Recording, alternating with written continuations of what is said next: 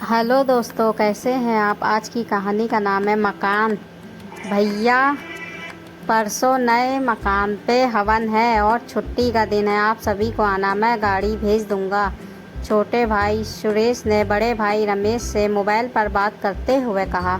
रमेश बोला, क्यों छोटे, किराए के किसी दूसरे मकान में शिफ्ट हो रहा है क्या? सुरेश ने कहा, नहीं भैया, ये अपना मकान है, किराए का नहीं, अपना मकान। कहते हुए भरपूर आश्चर्य के साथ रमेश के मुंह से निकला, छोटे, तूने बताया भी नहीं, तूने अपना मकान ले लिया है? बस भैया, कहते हुए सुरेश ने फ़ोन काट दिया। अपना मकान, बस भैया, ये शब्द रमेश के दिमाग में हथौड़े की तरह बज रहे थे। रमेश और सुरेश दो सगे भाई और उन दोनों में उम्र का अंतर करीब 12 साल का था। सुरेश जब करीब 7 साल का था तभी उसके माँ बाप एक दुर्घटना के शिकार हो गए। अब सुरेश के पालन पोषण की सारी जिम्मेदारी रमेश पर थी। इस चक्कर में उसने जल्दी ही शादी कर ली थी कि जिससे सुरेश की देख रेख ठीक से हो जाए। प्राइवेट कंपनी में क्लर्क का काम करते रमेश की तनख्वाह का बड़ा हिस्सा 2 कमरे के किराए के मकान में और सुरेश की पढ़ाई व रहन सहन में खर्च हो जाता। इस चक्कर में शादी के कई साल बाद भी रमेश ने बच्चे पैदा नहीं किए। जितना बड़ी परिवार उतना बड़ा खर्च। पढ़ाई ख़त्म होते ही सुरेश की नौकरी एक अच्छी कंपनी में लग गई और फिर जल्द ही शादी हो गई। बड़े भाई के साथ रहने की जगह कम पड़ने के कारण उसने एक दूसरे किराए का मकान ले लिया। वैसे भी अब रमेश के पास 2 बच्चे थे, लड़की बड़ी और लड़का छोटा था। मकान लेने की बात जब रमेश ने अपनी बीवी को बताई तो उसकी आंखों में आंसू आ गए। वो बोली, देवर जी के लिए हमने क्या नहीं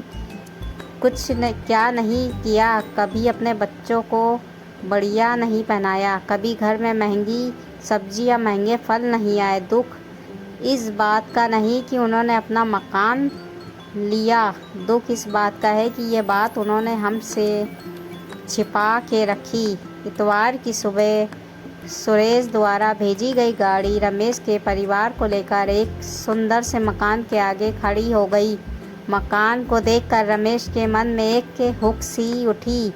मकान बाहर से जितना सुंदर था, अंदर से उससे भी ज़्यादा सुंदर था। हर तरह की सुख सुविधा का पूरा इंतज़ाम था। उस मकान के 2 एक जैसे हिस्से देखकर रमेश ने मन ही मन कहा, देखो छोटे को अपने दोनों लड़कों की कितनी चिंता है। दोनों के लिए अभी से एक जैसा 2 हिस्से मकान तैयार कराएं। पूरा मकान 1.25 करोड़ रुपयों से कम नहीं होगा। और एक मैं हूँ जिसके पास जवान बेटी की शादी के लिए 1-2 लाख रुपए कर इंतज़ाम भी नहीं है। तभी पंडित जी ने आवाज़ लगाई, हवन का समय हो रहा है। मकान के स्वामी हवन के लिए अग्नि कुंड के सामने बैठे।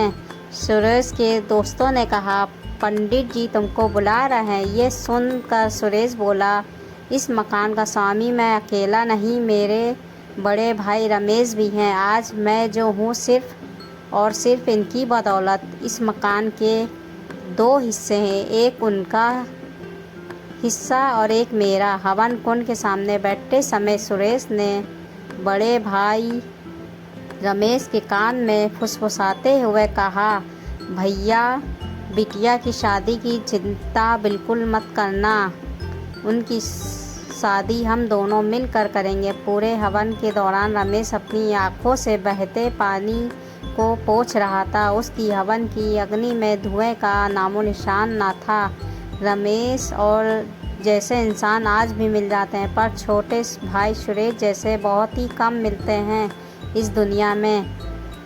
दोस्तों, ये कहानी आपको कैसी लगी? कहानी अच्छी लगी हो तो कहानी को लाइक करें और ऐसे ही मज़ेदार कहानी सुनने के लिए सहाना हिंदी कहानियों को सब्सक्राइब करें।